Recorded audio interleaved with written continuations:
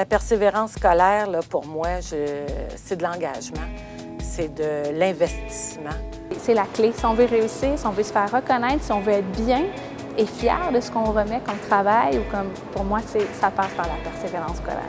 C'est tous les efforts regroupés qu'un étudiant peut donner afin d'obtenir un premier diplôme, mais c'est aussi tous les efforts de son réseau et des personnes qui l'entourent. Pour moi, la persévérance scolaire, c'est vouloir à chaque jour être meilleur.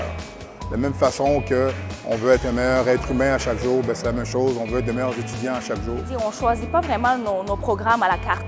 Fait que la réussite scolaire puis la persévérance scolaire, c'est de passer à travers quand c'est difficile, mais quand c'est facile aussi, puis de se trouver des outils à la limite de, justement, quand on a une session moins intéressante, mais comment on peut la rendre intéressante pour que ça nous convienne puis qu'on passe à travers. Même s'il y a de la difficulté, il ne faut pas laisser tomber. Il faut juste travailler, se relever et travailler encore. La persévérance scolaire, je dirais, entre autres, ce serait d'avoir des buts, avoir au moins un but. Si c'est, par exemple, d'avoir un emploi qu'on va aimer plus tard, ou si c'est, par exemple, d'apprendre, d'avoir plus de connaissances, de culture, avoir un objectif, je pense que ça peut nous aider à persévérer. Je vous proposerais de vous fixer des petits objectifs, mais des petits objectifs à court terme, parce que c'est de cette manière-là, dans le fond, qu'on prend confiance en soi. Je dirais aussi la persévérance, c'est de s'entourer de gens positifs.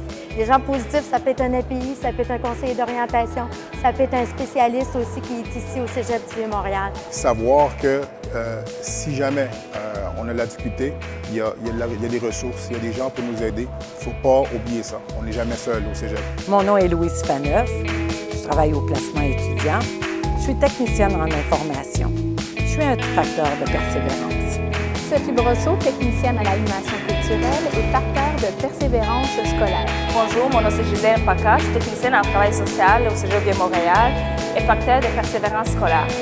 Bonjour, mon nom est Chantal Vaillancourt, je suis aide pédagogique individuelle et conseillère d'orientation à la formation continue de soir et facteur de persévérance. Je suis Dominique Bernard, conseiller en orientation, facteur de persévérance scolaire. Steve Alexandre, conseiller pédagogique au programme sport-études, facteur de persévérance. Cynthia Baudin, aide pédagogique individuelle et facteur de réussite.